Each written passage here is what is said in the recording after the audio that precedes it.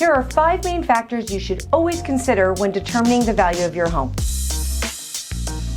Hi everyone, it's Pamela Rich, and today I want to talk about pricing, specifically the difference between how Zillow comes up with their pricing, which is their Zestimates, versus how a Realtor prices a house.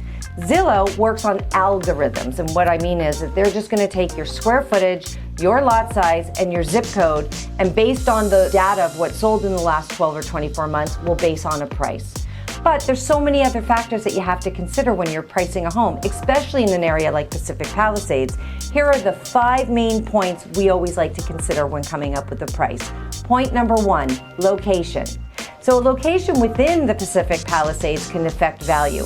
A home that's on Sunset Boulevard is not going to have as big of a value as if the same size and square footage is in, let's say, the ABC streets. Point number 2, the condition of the property. You can have 2 houses, again, the same size, same square footage, even being built by the same builder. But somebody maybe upgraded their home 5 years ago, added some landscaping, put in a pool, maybe did solar panels, and now those houses have 2 different values. Point number 3, size. By this, I'm specifically referring to lot size. And again, in the Pacific Palisades, you can have 2 houses, both an 8,000 square foot lot, but one is completely flat and usable, and the other one is subject to an upslope or a downslope. And the view.